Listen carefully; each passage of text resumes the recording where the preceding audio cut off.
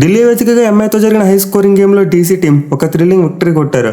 చివరి వరకు చాలా ఉత్కంఠభరితంగా సాగిన ఈ మ్యాచ్లో హోమ్ టీం చివరిలో నర్సును హోల్డ్ చేసుకుని ఈ మ్యాచ్ను 10 పరుగుల తేడాతో గెలుచుకున్నారు. మేలీ విజయం అనేది ఇప్పుడు ఢిల్లీ టీంను ప్లే ఆఫ్ రేస్లో ఒక అడుగు ముందుకేసేలా చేసిందే. సో మనం ప్రివ్యూ వీడియోలో చెప్పుకున్నాం ఈ మ్యాచ్లో వచ్చే 2 పాయింట్స్ రెండు టీంలో కూడా చాలా కీలకమని. ఇన్ఫాక్ట్ ఓడిపోయిన వాళ్ళు ఎలిమినేషన్ జోన్లో కూడా వెళ్తారని చెప్పుకున్నాం. సో ఎగ్జాక్ట్లీ మ్యాచ్ తర్వాత సిచ్యువేషన్ అలాగే స్టాండ్ అయింది. ఢిల్లీ వాళ్ళు తమ 10వ మ్యాచ్లో 5వ విక్టరీ కొట్టి ఇప్పుడు పాయింట్స్ టేబుల్లో 10 పాయింట్లతో 5వ స్థానంలో నిలిచారు. మేలీ మ్యాచ్ తర్వాత చూసుకుంటే సిఎస్కే టీం 6వ స్థానానికి పడిపోయింది. పడిన సిఎస్కే టీంకు ఢిల్లీతో కంపేర్ చేసుకుంటే ఇంకా 2 ఎక్స్ట్రా మ్యాచెస్ చేతిలో ఉన్నాయి. సో టేబుల్లో ప్రజెంట్ ఢిల్లీ టీం 5వ స్థానంలో ఉన్నప్పటికీ వాళ్ళు ఇంకా ప్లే ఆఫ్స్కి వెళ్ళాలంటే మిగిలిన 4 మ్యాచ్లో కనీసం 3 అయినా గెలవాలి. అంటే వాళ్ళు కూడా మ్యాచ్లు గెలిచినప్పటికీ స్టిల్ అంత కంఫర్టబుల్ పొజిషన్లో అయితే లేరు. ఇక ముంబై టీం విషయానికి వస్తే వాళ్ళైతే close to elimination. Most importantly ఇప్పుడు వాళ్ళ ఈక్వేషన్ అనేది పీబీకేఎస్తో ఈక్వల్ అయిపోయింది. అంటే పీబీకేఎస్ వాళ్ళు ఎలా అయితే 9 మ్యాచ్లో 3 గెలిచి 6 ఓడిపోయారు, సేమ్ ముంబై కూడా అంతే. ఇన్ఫాక్ట్ పంజాబ్తో పోల్చుకుంటే ముంబై టీంకి నెట్ రన్ రేట్ ఇంకా తక్కువ ఉంది. సో ఇప్పుడు ముంబై ఇండియన్స్ టీం ప్లే ఆఫ్స్కి వెళ్ళాలంటే చాలా కష్టమైన పని. వాళ్ళకి మిగిలిన 5 మ్యాచ్లు గెలవాలి, at the same time net run rate కూడా ఇంప్రూవ్ చేసుకోవాలి. అలా కాకుండా వాళ్ళకి మిగిలిన 5 మ్యాచ్లో ఒక్కటి ఓడిపోయిన ఇంటికి వెళ్ళిపోతారు. ఇక మ్యాచ్ విషయానికి వస్తే మరో హై స్కోరింగ్ థ్రిల్లర్. నిజంగా 2 టీంలు కూడా మైండ్ బ్లోయింగ్ బ్యాటింగ్ చేశారు. ఎస్పెషల్లీ మ్యాచ్లో యంగ్స్టర్స్ అందరూ కూడా అద్భుతంగా రాణించారు. ఢిల్లీ టీంలో యంగ్స్టర్స్ బాగా బ్యాటింగ్ చేశారు. అలాగే ముంబై టీంలో కూడా తిలక్ వర్మ లాంటి ప్లేయర్ ఒక మైండ్ బ్లోయింగ్ ఇన్నింగ్స్ ఆడాడు. బట్ ఎనివే మ్యాచ్కి హైలైట్ మాత్రం జేక్ ఫ్రేజర్ మెక్గర్క్. సో యంగ్స్టర్ అయితే మరోసారి పిచ్చి కొట్టాడు. ఎస్పెషల్లీ పవర్ప్లే అతని బ్యాటింగ్ అయితే ఓవర్ ద మూన్. అసలు సింగిల్ హ్యాండెడ్లీ ముంబై బౌలర్స్ అందరినీ ఉత్తికి ఆరేశాడు. అతని నుండి సరైన బ్యాటింగ్ సపోర్ట్ రాకపోయినప్పటికీ అతనైతే మామూలుగా చితక్కొట్టలేదు. సో డీసీ విజయంలో అతని ఆన్ ఇన్నింగ్స్ అయితే చాలా కీ రోల్ ప్లే చేసింది. బట్ దాంతోపాటు వాళ్ళకి బౌలింగ్లో మరో యంగ్స్టర్ అద్భుతమైన పెర్ఫార్మెన్స్ ఇచ్చాడు. వాళ్ళు ఇంపాక్ట్ ప్లేయర్గా తీసుకొచ్చిన రసిక్ సలాం నిజంగా సెన్సేషనల్ బౌలింగ్ చేశాడు. మిగతా బౌలర్స్ అందరూ పొలోమన్ రన్స్ ఇస్తుంటే అతను మాత్రం చాలా అంటే చాలా కట్టుదిట్టంగా బౌలింగ్ చేశాడు. ఇన్ఫాక్ట్ తను వేసిన ఫస్ట్ 3 ఓవర్స్లో ముంబై బ్యాట్స్మెన్ ఒక 4 కానీ 6 కానీ కొట్టలేకపోయారు. సో ఒక హై స్కోరింగ్ గేమ్లో యంగ్స్టర్ అయితే నిజంగా ఢిల్లీ టీం యొక్క ఫార్చ్యూన్ మార్చాడని చెప్పుకోవాలి. ఇన్ఫాక్ట్ ఈ మ్యాచ్లో ఢిల్లీ విజయానికి జేక్ ఫ్రేజర్ ఎంత పెద్ద రీజన్ అని చెప్పుకుంటున్నామో రసిక్ సలాం కూడా అంతే పెద్ద రీజన్. సో ఇద్దరు యంగ్స్టర్స్ అయితే ఢిల్లీ టీంకు ఒక మంచి మెమరబుల్ విజయాన్ని అందించారు. ఇక మ్యాచ్ హైలైట్స్ విషయానికి వస్తే మరోసారి కెప్టెన్ హార్దిక్ పాండ్యా టాస్ విషయంలో గ్యాంబ్లింగ్ తీసుకున్నాడు. టాస్ గెలిచి ముందుగా ఫీల్డింగ్ తీసుకున్నాడు. బట్ ఈ గ్రౌండ్లో చూసుకుంటే చివరి కట్టిన 2 మ్యాచ్లు కూడా ఫస్ట్ బ్యాటింగ్ చేసిన టీమే గెలిచింది. అవి కూడా నైట్ మ్యాచెస్. బట్ ఇక్కడ ఆఫ్టర్నూన్ మ్యాచ్ అయినప్పటికీ ముంబై టీం టాస్ గెలిచి ముందుగా ఫీల్డింగ్ తీసుకున్నారు. సో ఇదైతే కాస్త డిఫరెంట్గా అనిపించింది. అఫ్కోర్స్ ముంబై ఓడిపోయింది కాబట్టి డిఫరెంట్గా అనిపిస్తుంది. అదే ముంబై గెలిచింటే మనం దీని గురించి కూడా మాట్లాడుకోబోదు. ఇక టీంలో చేంజెస్ విషయానికి వస్తే ముంబై టీంలో ఒక మార్పు జరిగింది. జెరాల్డ్ కాజియా ప్లేస్లో లూక్ గుడ్ ప్లేయింగ్ లెవెల్లోకి వచ్చాడు. అండ్ కాజియా ఎందుకు మిస్ అయ్యారంటే అతనికి స్టమక్ పెయిన్ అంట. అండ్ ఢిల్లీ టీంలో చూసుకుంటే సర్ప్రైజింగ్ వాళ్ళు పృథ్వీ షాని పక్కన పెట్టారు. సో ఈ మూవ్ వెనక అంతరం అయితే నాకు అర్థం కాలేదు. అలాగే వాళ్ళు ఆఫ్ బేస్లో ఎక్కువ రన్స్ ఇస్తున్న నోకియాని పక్కన పెట్టి లిజార్డ్ విలియమ్స్ని తీసుకొచ్చారు. ఎనివే టాస్ ఓడిపోయి ఢిల్లీ టీం ముందుగా బ్యాటింగ్ వచ్చినా సరే వాళ్ళకి బ్లడ్ స్ట్రింగ్ స్టార్ట్ వచ్చింది. మేలీ ముందు చెప్పుకున్నట్టే జేఎఫ్ఎం నిజంగా మైండ్ బ్లోయింగ్ బ్యాటింగ్ చేశాడు. అసలు ఫస్ట్ బాల్ నుండి చితక్ కొట్టడం మొదలుపెట్టాడు. ఎస్పెషల్లీ బుమ్రా రాగానే తన ఫస్ట్ బాల్ని 6 కొట్టాడు. సో ప్రజెంట్ ఉన్న ఫామ్లో బుమ్రా లాంటి ఒక ఫాస్ట్ బౌలర్ని ఫస్ట్ బాల్కి 6 కొట్టడం అంటే మామూలు విషయం కాదు. ఖచ్చితంగా వేరే బ్యాట్స్మెన్ ఎవరైనా సరే అంత రిస్క్ తీసుకోరు. బట్ జేఎఫ్ఎం తీసుకుంటూ on different level. In fact mid innings బ్రేక్లో అతనికి ఇంట్రెస్టింగ్ కామెంట్ కూడా చేశాడు. నీకు సింగిల్స్ మరియు డబుల్స్ తీసుకోవడం ఇంట్రెస్ట్ లేదంటే అబ్సల్యూట్లీ లేదని చెప్పాడు. ఓవర్కి 5వ బాల్ లేదా 6వ బాల్ అయితేనే సింగిల్ చేస్తాడంట. లేకపోతే మిగతా బాల్స్ అన్నింటిని కూడా బౌండరీస్ కొట్టడానికి ట్రై చేస్తానని చెప్పాడు. ఇన్ఫాక్ట్ అతను ఫస్ట్ 5 ఓవర్స్ ముగిసేసరికి 78 పరుగులు కొట్టేశాడు. సో 5th ఓవర్లో అభిషేక్ పర్లు అతనికి స్ట్రైక్ ఇవ్వలేదు కానీ లేకపోతే అతను పవర్ ప్లేలోనే సెంచరీ కంప్లీట్ చేసి ఉండేవాడు. మేలీ సురేష్ రైనా 87 రికార్డ్ బ్రేక్ అయిపోయి ఉండేది. So to be frank power ప్లేలో జేఎఫ్ఎంకు బెస్ట్ పార్ట్నర్ నాకు తెలిసి పృథ్వీ షానే. అభిషేక్ పర్లు క్రీజ్లో సెట్ అవ్వడానికి ఒక 15 బాల్స్ తీసుకుంటున్నాడు. ఆ తర్వాత హిట్టింగ్ చేస్తున్నాడు. దీనివల్ల జేక్ ఫ్రేజర్కి ఎక్కువ స్ట్రైక్ రావట్లేదు. At the same time momentum కూడా కట్ అయిపోతుంది. బట్ ఏమో జేక్ ఫ్రేజర్ చూసుకుంటే మరోసారి 15 బంతులు హాఫ్ సెంచరీ కొట్టాడు. అలాగే ఓవరాల్గా చూసుకుంటే ఈ మ్యాచ్లో 27 బంతుల్లోనే 84 పరుగులు చేశాడు. ఇన్ఫాక్ట్ ఒక పాయింట్ ఆఫ్ టైంలో Chris Gayle 30 ball century record కూడా బ్రేక్ అవుతుందని డౌట్ వచ్చింది. సో ఫస్ట్ యంగ్స్టర్ అయితే ఫ్యూచర్లో ఒక బిగ్ స్టార్ ప్లేయర్ కాబోతున్నాడు.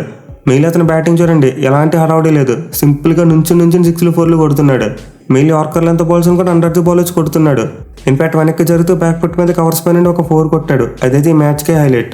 సో నిజంగా జేక్ ఫ్రేజర్ ఇన్నింగ్స్ అయితే అబ్సల్యూట్లీ ఐపీస్ట్. అండ్ అతని బ్యాటింగ్ ఇంకో స్పెషాలిటీ ఏంటంటే గ్యాప్స్ బాగా ఫైండ్ చేస్తున్నాడు. ఎక్కడైతే ఫీల్డర్స్ లేరో గ్యాప్స్ నుండి యాక్యురేట్గా బౌండరీస్ కొడుతున్నాడు. అలాగే జస్టిన్ ఫీల్డ్ పై నుండి బాల్ని చిప్ చేసి ఈజీగా బౌండరీస్ రాబడుతున్నాడు. సో అతని దగ్గర అయితే మంచి బ్యాటింగ్ టెక్నిక్ ఉంది, గేమ్ అవేర్నెస్ ఉంది, అలాగే మంచి పవర్ హిట్టింగ్ ఎబిలిటీ కూడా ఉంది. ఇన్ఫాక్ట్ అతని ఇన్నింగ్స్లో చూసుకుంటే 11 4లు మరియు 6 సిక్సర్లు ఉన్నాయి. అంటే 2 కలిపి కొడుతున్నాడు. So first Jake Fraser McGurk T20 world కప్లో చాలా మంది బౌలర్స్కు కన్నీళ్లు మిగిల్చే అవకాశాలు ఉన్నాయి. ఇక అతనితో పాటు మిగతా బ్యాట్స్మెన్ అందరూ కూడా తలో చేయి వేశారు. అభిషేక్ పర్లు చూసుకున్న, షేవ్ అప్ చూసుకున్న, పంచ్ చూసుకున్న, స్టెప్స్ చూసుకున్న, ఈవెన్ చివరి అక్షర్ పటేల్ కూడా చాలా మంచి క్యామ్ ఇన్నింగ్స్ ఆడాడు. సో అభిషేక్ పర్లు పవర్ ప్లేలో స్లోగా ఆడినప్పటికీ తర్వాత పికప్ అయ్యాడు. హార్దిక్ పాండ్యా వేసిన ఒక ఓవర్లో బాగా రన్స్ రాబట్టాడు. అలాగే షేహోప్ చూసుకున్న సేమ్ టు సేమ్ ఇనీషియల్గా స్లోగా ఆడినప్పటికీ ఆ తర్వాత పికప్ అయ్యాడు. 17 బంతుల్లోనే 41 పరుగులు కొట్టాడు. మిగిలిన అతని ఇన్నింగ్స్లో బౌండరీస్ ఏమీ లేవు, 5 సిక్సర్లు ఉన్నాయి. ఇక చివరి ఎప్పట్లోనే పంత్ మరియు స్టబ్స్ పార్ట్నర్షిప్, వీళ్ళిద్దరూ డెత్ ఓవర్స్లో అద్భుతమైన బ్యాటింగ్ చేశారు. మెయిన్లీ స్టబ్స్ చూసుకుంటూ లిక్విడ్ వేసిన 18 ఓవర్లు పిచ్చికి పోయే బ్యాటింగ్ చేశాడు. అసలు ఏ బాల్ వేసినా సరే బిహైండ్ ద వికెట్ కొట్టాడు. ముందు 2 బాల్స్ని స్కూప్ చేస్తే ఆ తర్వాత 2 బాల్స్ని రివర్స్ స్కూప్ చేశాడు. సో స్టబ్స్ అయితే నిజంగా చాలా ఇంటెలిజెంట్ బ్యాటింగ్ చేసి 25 బంతుల్లోనే 48 పరుగులు చేశాడు. ఇక పంచ్ చూసుకున్న 19 బంతులు 29 పరుగులు కొట్టాడు. బట్ తనైతే అక్కడ కూడా ఫుల్ ఫ్లోలో ఉన్నట్టు కనిపించలేదు. అఫ్కోర్స్ 2-3 బ్యూటిఫుల్ షాట్స్ కొట్టాడు, but still Pant level innings అయితే కాదు. సో డీసీ బ్యాటింగ్లో ప్రతి బ్యాట్స్మెన్ కంట్రిబ్యూట్ చేయడం వల్ల ఆ టీం అయితే ఏకంగా 257 రన్స్ కొట్టారు. అండ్ వాళ్ళకి ఐపీఎల్ హిస్టరీలో ఇది biggest score. In fact for the first time వాళ్ళు 250 కంటే పెద్ద టోటల్ కొట్టారు. అలాగే వాళ్ళు పవర్ ప్లేలో చూసుకున్న తమ హైయెస్ట్ స్కోర్ 92 కొట్టారు. ప్రీవియస్గా టీం పవర్ ప్లే ఎప్పుడు కూడా అంత పెద్ద స్కోర్ కొట్టలేదు. సో లిటరల్లీ డీసీ బ్యాట్స్మెన్ అయితే ముంబై బౌలర్స్ని బ్యాష్ చేశారనే చెప్పుకోవాలి. బట్ అయినప్పట్లోనే మరోసారి Bumrah the best bowler. 4 ఓవర్స్లో 35 runs మాత్రమే ఇచ్చి 1 వికెట్ తీసుకున్నాడు. మెయిన్ అతను చూసుకుంటే ఫస్ట్ ఓవర్లో ఏకంగా 18 రన్స్ ఇచ్చాడు. బట్ నెక్స్ట్ 3 ఓవర్స్లో మాత్రం అద్భుతమైన కంబ్యాక్ చేశాడు. ఎస్పెషల్లీ 19 ఓవర్లో స్టెప్స్ మరియు పంత్ బ్యాటింగ్ చేస్తున్నప్పుడు నిజంగా మైండ్ బ్లోయింగ్ బౌలింగ్ చేశాడు. ఒక బౌండరీ కూడా ఇవ్వకుండా ఓవర్లో కేవలం 6 పరుగులు మాత్రం ఇచ్చాడు. అండ్ ఆల్సో పంత్ వికెట్ని తీసుకున్నాడు. సో ఫస్ట్ 6 బంతులో 18 పరుగులు ఇచ్చిన బుమ్రా ఆ తర్వాత 18 బంతులు చూసుకుంటే కేవలం 17 పరుగులు మాత్రం ఇచ్చాడు. ఇక అతనితో పాటు చావ్లా కూడా మంచిగానే బౌలింగ్ చేశాడు. 4 ఓవర్స్లో 36 రన్స్ ఇచ్చి 1 వికెట్ తీసుకున్నాడు. మిగిలిన అతను తీసిన వికెట్ జేఎఫ్ఎందే. సో పాయింట్ ఆఫ్ టైంలో అతను వికెట్ పడకుండా ఉంటే ఖచ్చితంగా క్రిస్ గేల్ రికార్డ్ బ్రేక్ అయిపోయి ఉండేది. ఇక మిగతా బౌలర్స్ విషయానికి వస్తే అందరూ కూడా 10 కంటే ఎక్కువ ఎకానమీతో బౌలింగ్ చేశారు. మిగిలిన హార్దిక్ పాండ్యా అయితే 20 కంటే ఎక్కువ ఎకానమీతో బౌలింగ్ చేశాడు. సో మరోసారి అయితే హార్దిక్ పాండ్యా క్యాప్టెన్సీలో చాలా కన్ఫ్యూజన్ కనిపించింది. ఇన్ఫాక్ట్ అసలు అతను క్యాప్టెన్సీలో చూసుకుంటే ప్లాన్ బి ఉండట్లేదు. ఒకటే ప్లాన్ వేసుకొస్తున్నాడు అండ్ అది ఫెయిల్ అయితే కథం, ఇంక నెక్స్ట్ ఏం చేయలేకపోతున్నాడు. సైసీ కెప్టెన్గా హార్దిక్ పాండ్యా కొంతవరకు హోంవర్క్ చేసుకొస్తే బెటర్ అని నా ఫీలింగ్. ఇక ముంబై బౌలర్ లిక్విడ్ అయితే ఈ మ్యాచ్లో 4 ఓవర్స్లో 68 రన్స్ ఇచ్చాడు. అండ్ ఐపీఎల్ హిస్టరీలో చూసుకుంటే ముంబై టీం తరపున ఇది ది మోస్ట్ ఎక్స్పెన్సివ్ స్పెల్. ప్రీవియస్గా మఫాక్ ఎస్ఆర్ఎస్తో మ్యాచ్లో 66 రన్స్ ఇచ్చాడు. బట్ ఈరోజు ఆ రికార్డ్ బ్రేక్ అయిపోయింది. సో ఓవరాల్గా ముంబై బౌలింగ్లో బుమ్రా మరియు చావ్లా తప్పితే మిగతా అందరూ చాలా పూర్గా బౌలింగ్ చేశారు. ఇక వాళ్ళ చేజింగ్ విషయానికి వస్తే చాలా పూర్ స్టార్ట్ వచ్చింది. మెయిన్లీ ఓపెనర్స్ ఇద్దరు కూడా చాలా దారుణంగా బ్యాటింగ్ చేశారు. స్ట్రైక్ రొటేట్ చేయలేకపోయారు, at the same time boundaries కూడా కొట్టలేకపోయారు. మెయిన్లీ రోహిత్ శర్మ మరోసారి డిసప్పాయింట్ చేసి ఇన్నింగ్స్ ఆడాడు. ఇంత పెద్ద టార్గెట్ చేసింగ్లో అతను ఫ్లయింగ్ స్టార్ట్ ఇవ్వలేకపోవడం నిజంగా ముంబై టీంకి చాలా పెద్ద దెబ్బ కొట్టింది. ఈవెన్ కిషాన్ చూసుకున్న సూర్య చూసుకున్న పెద్ద ఇన్నింగ్స్ లాగలేకపోయారు. వీళ్ళిద్దరికీ మంచి స్టార్ట్లో వచ్చినప్పటికీ వాటిని కన్వర్ట్ చేయలేదు. మెయిన్లీ స్కై 13 బంతులు 26 పరుగులు చేసిన తర్వాత పవర్ ప్లేలో లాస్ట్ బాల్ అవుట్ అయిపోయాడు. సో ముంబై టీం అయితే పవర్ ప్లేలో 65 పరుగులు చేసినప్పటికీ 3 వికెట్లు కోల్పోయింది. Mainly DC fast bowler Khaleel Ahmed అద్భుతంగా పేస్ వేరియేషన్ చేసి ముంబై బ్యాట్స్మెన్ దెబ్బ కొట్టాడు. బట్ ఏమీ మిడిల్ ఓవర్స్లో తిలక్ వర్మ మరియు హార్దిక్ పాండ్యా వీళ్ళిద్దరూ ముంబై టీంని గేమ్లోకి తీసుకొచ్చారు. ఎస్పెషల్లీ సీజన్లో for the first time Hardik Pandya ఒక క్యాప్టెన్లో బ్యాటింగ్ చేశాడు. నిజంగా ఈరోజు అతను బ్యాటింగ్ చూస్తే నాకైతే కుంగ్ఫూ పాండ్యా గుర్తొచ్చాడు. ఎలాగైతే స్పిన్నర్స్ని బాగా కొడతాడో అలాగే కొట్టాడు. మెయిన్లీ మంచి ఫామ్లోనూ కుల్దీప్ యాదవ్ బౌలింగ్ని అయితే ఉత్తికి ఆరేశాడు. సో హార్దిక్ పాండ్యా అయితే మ్యాచ్లో బాల్తో ఫెయిల్ అయినప్పటికీ బ్యాటింగ్తో మాత్రం అద్భుతంగా రాణించాడు.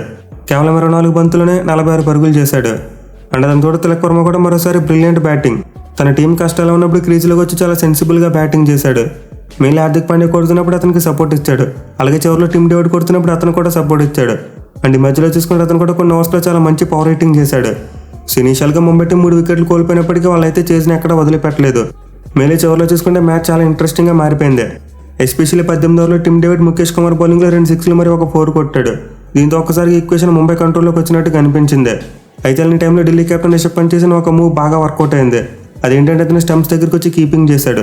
అండ్ అలా చేసినప్పుడు నెక్స్ట్ బాల్కి చూసుకుంటే టీమ్ డేవిడ్ ఎల్బీడబ్ల్యూగా అవుట్ అయిపోయాడు. సో టీమ్ డేవిడ్ అయితే ఆల్మోస్ట్ ప్రతి బాల్ కూడా వైట్ క్రీజ్కి వచ్చి ఆడేస్తున్నాడు. బట్ కీపర్ పైకి వస్తే మాత్రం ఆ లైన్లో బాల్ వేయడం కుదరదు. ఒకవేళ వేస్తే ఎక్స్ట్రాస్ రూపంలో రన్స్ పోతాయి. దీంతో ఖచ్చితంగా వికెట్ టు వికెట్ మాత్రమే బౌలింగ్ చేయాలి. And guess what, team David అలా ఆఫ్ సైడ్ జరిగే క్రమంలోనే ఎల్బీడబ్ల్యూలో ట్రాప్ అయిపోయాడు. సో ఈ మూవ్ అయితే నిజంగా ఢిల్లీ టీంకి చాలా బాగా వర్కౌట్ అయింది. బట్ 8 మ్యాచ్లో ఢిల్లీ బౌలింగ్లో హీరో మాత్రం రసిక్ సలాం. నిజంగా అతను 9వ ఓవర్ తర్వాత ఇంపాక్ట్ ప్లేయర్గా తీసుకొచ్చారు. అండ్ తీసిరాకనే అతను చాలా ఇంపాక్ట్ చూపించాడు. ఫస్ట్ 3 ఓవర్స్లో ఒక బౌండరీ కూడా ఇవ్వలేదు. మోస్ట్ ఇంపార్టెంట్లీ హార్దిక్ పాండ్యాతో పాటు నెహాల్ వదరా వికెట్ను సేమ్ ఓవర్లో తీశాడు. అండ్ ఆ ఒక్క ఓవర్ గేమ్ యొక్క మూమెంటంని చాలా మార్చింది. ఈవెన్ చివరిలో చూసుకున్న 19 ఓవర్లో 2 సిక్స్లు ఇచ్చినప్పటికీ నబీన్ అవుట్ చేశాడు. సో రసిక్ సలాం అయితే మొత్తం 4 ఓవర్స్లో 34 రన్స్ మాత్రమే ఇచ్చి 3 వికెట్స్ తీసుకున్నాడు. మెయిన్లీ అతను పేస్ వేరియేషన్తో పాటు లైన్ అండ్ లెంత్ను బాగా ఆల్టర్ చేశాడు. సో ఈ మ్యాచ్లో అయితే ఢిల్లీ స్పిన్నర్స్ చాలా రన్స్కి వెళ్ళారు. బట్ అది పెద్ద ఎఫెక్ట్ చూపించకుండా వాళ్ళు మ్యాచ్ గెలిచారంటే మెయిన్ రీజన్ రసిక్ సలామే. ఇక ముఖేష్ కుమార్ కూడా 3 వికెట్లు తీశాడు. బట్ అతనైతే చాలా రన్స్కి వెళ్ళాడు. మెయిన్లీ డెత్ ఓవర్స్లో అయితే అతను డీసీ ఫ్యాన్స్కి హార్ట్ అటాక్ తెప్పించాడు. సో ముంబై బౌలింగ్లోనే డీసీ బౌలింగ్ కూడా చాలా పూర్గా ఉంది. ఇన్ఫాక్ట్ ముంబై బౌలింగ్లో ఎదురైనా బాగా బౌలింగ్ చేశారు. బట్ డీసీ బౌలింగ్లో ఒక్కడే బాగా బౌలింగ్ చేశాడు. బట్ ఎనివే చివరి యంగ్స్టర్ తిలక్ వర్మ అవుట్ కాకుండా ఉంటే ఖచ్చితంగా ఈ మ్యాచ్లో ముంబై టీం గెలిచేది. ఎందుకంటే అతను 32 బాల్స్లోనే 63 రన్స్ కొట్టి ముంబై టీంను ఆల్మోస్ట్ గెలిపించినంత పని చేశాడు. కానీ చివరిలో అదనంలో ఉన్న బ్యాట్స్మెన్ అవుట్ అయిపోవడం వల్ల అతనికి వేరే ఆప్షన్ లేక రన్అట్ అయ్యాడు. సో ఓవరాల్గా డీసీ టీం అయితే ముంబై టీం మీద రివెంజ్ తీసుకుని తమ ప్లే ఆఫ్ ఆశలను సజీవంగా ఉంచుకుంది. చూడాలి మరి నెక్స్ట్ మ్యాచెస్లో కూడా వరుసగా గెలిచి వాళ్ళు ప్లే ఆఫ్స్కి వెళ్తారా లేదా అనేది.